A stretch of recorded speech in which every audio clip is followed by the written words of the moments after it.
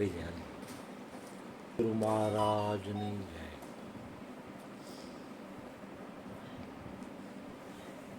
હમણાં ગુરુજીએ વચન ઉપરની વાતો ઘણી કરી. વચન કામ શું કરે એવો પ્રશ્ન કર્યો કે વચન જગાડવાનું કામ કરે. બ્રહ્માંડના બધા લોકો સવારે ઉઠે છે,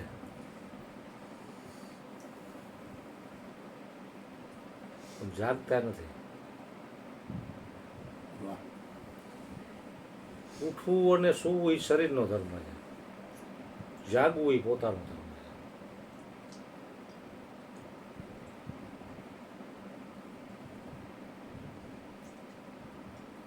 અને વચન સંભાળીને જે મહાપુરુષો જાગ્યા છે ને એ જ બીજાને જગાડી શકે.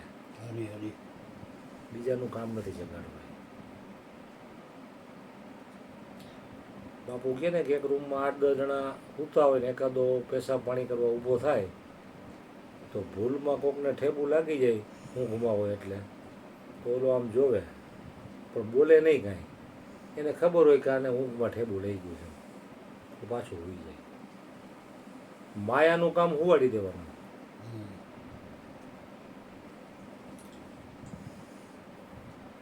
દુઃખ છે ને એ વિવેક અને વૈરાગ્ય પ્રગટ કરવાનું કામ કરે. સુખ में विवेक और वैराग्य सो जाता है.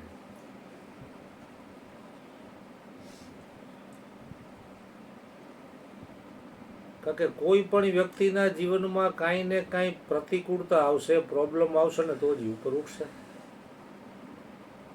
એમનો આફુડો કોઈ વ્યક્તિ આ લઈને ચડે એમ નથી. ભલે ક્યારેક ક્યારેક જે કોઈ લોકો આવે છે પ્રસાદ હોય ત્યારે તો એને કાંઈક ને કાંઈક તકલીફ તો હોય થઈ જાય આવતો હોય.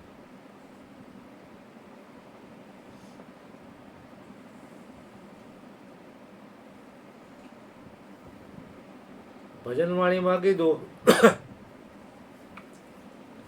સૂતો જગાડ્યો મને દેશ રે દેખાડ્યો ને જમડાના હાથેથી છોડાયો રે ધન ગુરુ દેવા મારા ધન ગુરુ દાતાને ગુરુજીએ સતનો શબ્દ સુણાયો.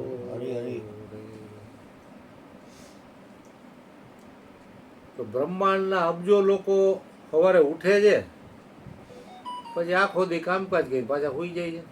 ફરી સવારે ઉઠે છે, એમાં આયુષ્ય પૂરું થઈ જાય છે, જાગતા નથી. તો જાગૃત મહાપુરુષોના દર્શન સત્સંગથી જ તમે જાગૃત થશો. એમનું જાગૃત નહીં થાય કોઈ થયું નથી એમનું. જાગ જાગ નર ક્યું સોતા જાગૃત નગરી ચોર નહીં લૂટે જખ મારેગા જમદૂતા.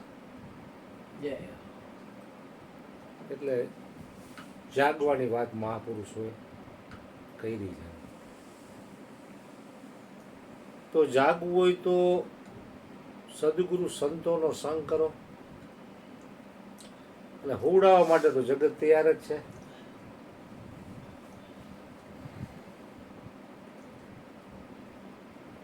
જેમ સોક્રેટિસને આ વાત સમજાણી તો સોક્રેટિસ સૂતા જ નહીં અને રાતના સમયમાં સિટીમાં નીકળે એ જાગો જાગો જાગો આગ લગ ગઈ હે.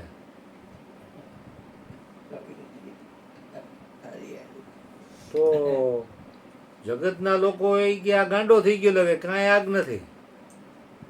ઉનાળામાં એસી ચાલુ કરીને હું તો કોઈક શેર રાયડું નાખે આગ લઈ ગયા તો માનું કોઈનું. બહારના દેશમાં તો બધા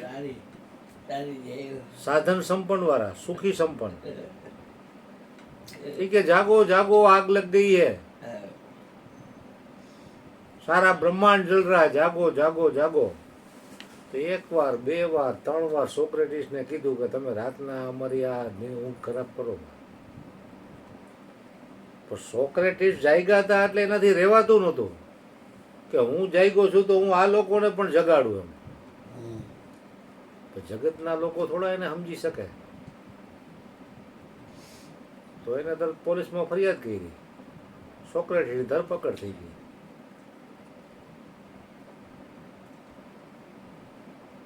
એ કે તમારા તરફથી ફરિયાદ આવી છે, આપણે કેમ ફરિયાદ આજુબાજુમાંથી આવી હતી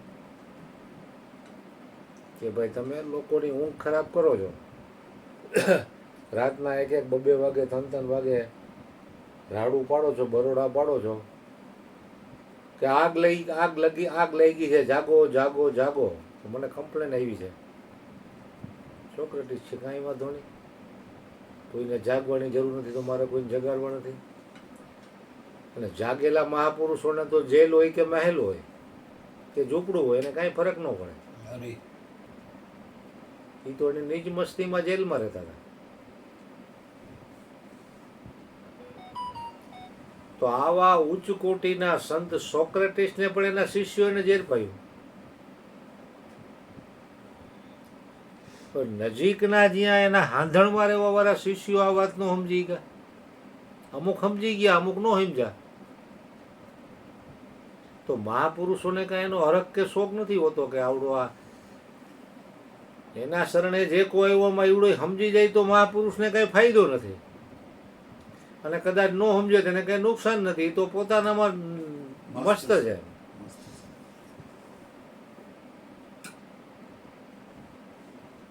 આવા ઘણા સંતો થઈ ગયા કે એને એમ થાય કે હું આ અખંડ સુખ માણું છું, તો આ લોકોને પણ આ માર્ગે ચડાવવું, એનું પણ મનુષ્ય જન્મ સફળ થાય, સાર્થક થાય. પણ જરૂર જ નથી તો શું કરવું?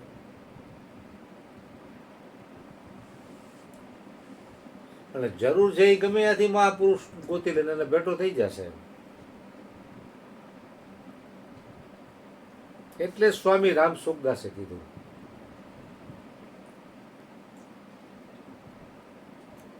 गुरु शिष्य का कल्याण तभी कर सकता है जब शिष्य खुद अपना कल्याण चाहता हो.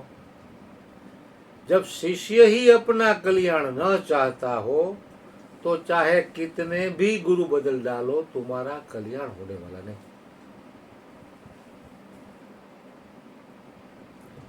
જેને કલ્યાણ કરવું છે કે કોઈની રાહ નથી જોતો, એમાં મનુષ્ય માત્ર સ્વતંત્ર છે. બ્રહ્માનંદની એક વાણીમાં નો કીધું, મુજે હૈ કામ ઈશ્વર સે જગત રૂઠે તો રૂઠન દે, દરી સિર પાપ કી મટકી મેરે ગુરુ દેવને झटकी, मेरे गुरु देवने झटकी, अगर फूटे तो फूटन दे, मुझे है काम ईश्वर से. જો બ્રહ્માનંદ સ્વામીને ઈશ્વરનું જ કામ હતું તેને ઈશ્વર મળી ગયો. संसार के लोगों विषय भोगों में मजा लूटे तो लूटन दे, साधु संतों की संग बैठ कर करूं मैं कल्याण अपना. સાધુ સંતોની બેઠકમાં બેસીને હું મારું કલ્યાણ કરું છું. જગતના લોકોને વિષય ભોગોમાં જવું હોય તો ભલે જતા, મને ક્યાં વાંધો.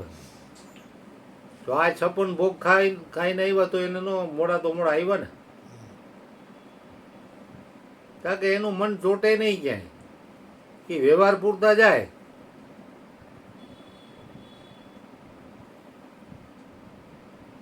કારણ કે સંતો મહાપુરુષોના સંગ, હરિગુરુ સંતોના સંગ વિના કલ્યાણ થાય એમ નથી. संसार के लोगों भोग में मजा लूटे तो लूटन दे, पर मैं तो संतों के संग बैठकर करूं मैं कल्याण अपना. प्रीत संसार विषयों से अगर छूटे तो छूटन दे. हाँ, સંસારના વિષયોથી પ્રીત છૂટે તો ભલે છૂટી જાય, મારે કાંઈ ફેર નથી પડતો, પણ સત્સંગથી પ્રીત ન છૂટવી જોઈએ, તો મોટું નુકસાન થાય.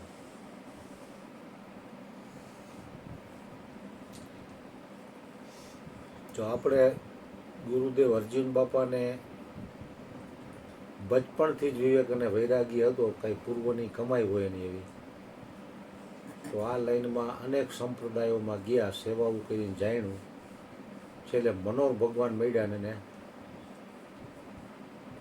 ટાઢક થઈ ગઈ, જે વસ્તુની પ્યાસ હતી એ મળી ગઈ એને.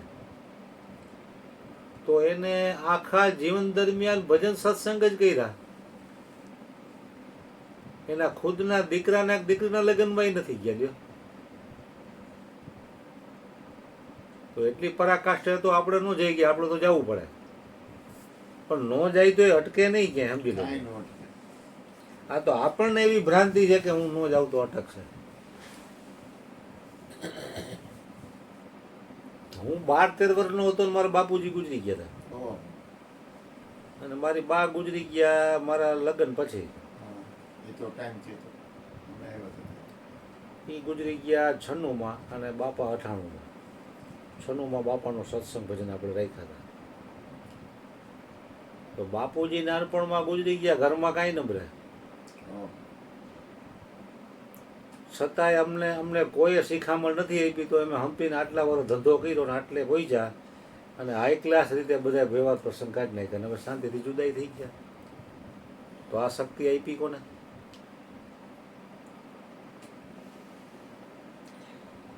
કે હરિગુરુ સંતોની કૃપાથી જ આ થાય, આપણી હોશિયારીથી ન થાય. એની સામે અમારા જે ખગા મોટા બાપા છે, એ હજી હમણાં 2-3 વર્ષ પહેલાં જ ગુજરી ગયા, અને 1 વર્ષ પછી એના ઘરવાળા, એટલે અમારા બાપુજીના મોટા ભાઈ પોપટભાઈ પ્રેમજીભાઈ ચોવટીયા. પોપટભાઈ નહીં, બેચરભાઈ, મારા બાપુજીના પોપટભાઈ. તો 3 છોકરા હતા, 4 છોકરીઓ, કુટુંબ મોટું. તો 3માંથી એકેય છોકરાઓને હંપ નહીં. તો મા બાપ બેઠા હોય તો સંસ્કાર દેવા જોઈએ ને. તો અત્યારે એકને સારું છે અને 2 જણાની હાલત નબળી છે, મહિને 15-20 હજાર કમાઈને ઘર ખર્ચો હલાવે. મોટો રહ્યો એને 2 છોકરા પરણી ગયા ને એની અહીંયા સંતાન થઈ ગયા, એને સારું ગોઠવાઈ ગયું છે. તો આપણને એમ થાય કે મા બાપ હોય તો બાળકોને સંસ્કાર આપે, તો એ ભેગા રહીને હંપીને ધંધો કરે. તો અમારે તો મા બાપ નાનપણમાં ગુજરી ગયા હતા, તો સંસ્કાર આવ્યા ક્યાંથી?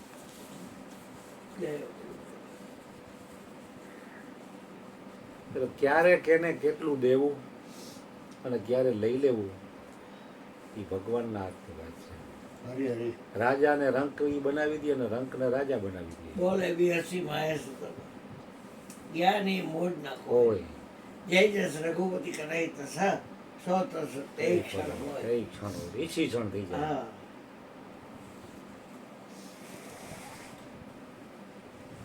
તો એ તો બધું હરિગુરુ સંતોના હાથની વાત છે.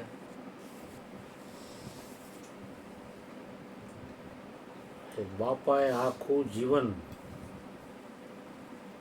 ભજન સત્સંગમાં પસાર કર્યું. તો એ માણા હતા, એને કાં વિષય ભોગમાં એનું મન જોઈતું નહીં.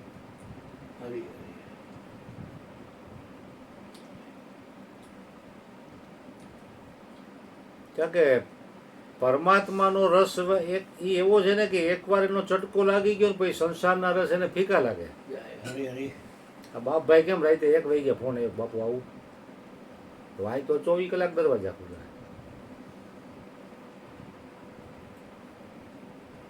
એ ખરો કહેવાય ને આવું બોલે, 1 વાગ્યા આવું મળે, એ ખરો કહેવાય ને આવું બોલે. જુવાન હોય તો નથી આવ્યું. થોડા ભગવાન હજી મીટિંગ બેઠી હતી ને હું નાના ભાઈ છોકરા એક પૂરબો પશ્ચિમના ફિલ્મનું ગીત છે, બહુ સારવાળું ગીત છે. વર્ષો પહેલા જોયું તો આપણને નહોતું સમજાતું, પણ સત્સંગમાં આવ્યા પછી હવે ગીત સમજાય છે. કે એમાં તો આપણી પરમાત્માના જ્ઞાનની વાત, આપણી પોતાની વાત કરી. કોઈ જબ તુમ્હારા હૃદય તોડ દે, તડપતા હુઆ જબ કોઈ છોડ દે, तब तुम मेरे पास आना प्रिय, मेरा घर खुला है, खुला ही रहेगा तुम्हारे लिए। अभी तुमको मेरी जरूरत नहीं, बहुत चाहने वाले मिल जाएंगे। ભરત કુમાર अभी तुम रूप का एक सागर हो, जवानी जब दामन छुड़ाने लगे, तब तुम मेरे पास आना प्रिय, मेरा घर खुला है, खुला ही रहेगा तुम्हारे लिए। શંકરના મંદિરને તાળા નો પટાણે અહીંયા તાળા. આ એક સત્સંગનો દરબાર જેવો છે કે 24 કલાક ખુલ્લું. રાતે 2 વાગે તમે બાપુને કોઈક ફોન કરે, આવો આવો આવો કાની આવો. કોઈ દી ના જ નહીં પડે. શમશાનમાં રજા હોય તો આમાં રજા હોય, શમશાનમાં કોઈ દી રજા ન હોય, આમાં રજા ન હોય. બાબલો રાઈટ છે બાકી બાબલો રાઈટ છે. આ બાબલો એ રીતે જ છે. બાબલો બાબુ નથી કાંઈ. આમ નામ બી બાબલો હા, મોટો બાબલો, નાનો બાબલો. એટલે ગુરુના ચરણોમાં તો આપણે બધા બાબલા જ છીએ ભાઈ. બહુ ભગવાન મોડો જાય ગયો છે ભગવાન. અહીંયા આવા બહુ મોડો જાય ગયો છો. ગુરુના ઘણો મોડો થઈ ચરણોમાં ગયો છે. બધા બાબલા જ છે. હા ઘરે ગુરુનગર બધા બાબલા જ છે. હરિગુરુ સંતોની દ્રષ્ટિમાં આખું બ્રહ્માંડ છે ને એક બાળક જ છે. તો કે ગુરુના સંગમાં અને ગુરુની આજ્ઞા પ્રમાણે કોઈ વર્તતું નથી, એનું મુખ્ય કારણ મને સમજાય. કારણ કે દેવી દેવતાઓની તપસ્યા, પૂજા અર્ચના, ઉપાસના એ તમને મોહ માગ્યું આપી દેશે. પણ ગુરુ છે ને દીર્ઘ દ્રષ્ટા છે. એને ખબર છે કે આનું કલ્યાણ શેમાં છે. એ એના શરણે આવેલા શિષ્યનું કલ્યાણ એ જ વસ્તુ એને આપે, કાયમ ટકનારું સુખ આપે. કાયમ ટકનારું સુખ આપે. સંસારનું ખંડિત સુખથી એને દૂર હટાવે. એટલે જ કીધું કે ગુરુ કૃપા હિ કેવલમ શિષ્ય છે પરમ મંગલમ. જો ગુરુની દયા થાય ને, લાડી વાડી ગાડી લાડી, બાપુ કે ફાર્મ હાઉસ, બેંક બેલેન્સ બધું ગોઠવાઈ જાય. હા એ નોરી ઉપાધિ. એટલે રમકડા આપી દીધા એટલે આ બાજુ આવે નહીં. પણ ગુરુની કૃપા થાય ને એટલે એ કિનારે લગાવી દે તમને. કારણ કે ઘૂઘરામાંથી નવરો થાય તો જીવ સત્સંગ. આજે હાંજે નેમિસ આવ્યો ને એટલે મને કે હવે શાંતિ થઈ હો. શાંતિ થઈ, લગ્ન થઈ ગયા. એ વિષય છે ને એ ખરેખર તો પરિણામે થાક જ લગાડે. ખોટું નથી, વ્યવહાર સંસાર બરોબર છે, પણ એમાં વિષય આવે. મને કે આજે શાંતિ થઈ બાપુ, હવે નવરો થયો. મેં તબિયત કેમ છે તારી, મમ્મી પપ્પાની, બધાની? તો કે સારું છે. બધા આનંદમાં? તો કે હા. મને કે આજે શાંતિ થઈ. ટૂંકમાં કહેવાનો મતલબ એવું છે કે વિષયમાં પરિણામે થાક લાગે, આમાં થાક ન લાગે. વિષયમાં થાકવાનું જ આવશે. થાક લાગે. હાલો બાપભાઈ ગયો. બોલો સદગુરુ મહારાજ. બાપભાઈ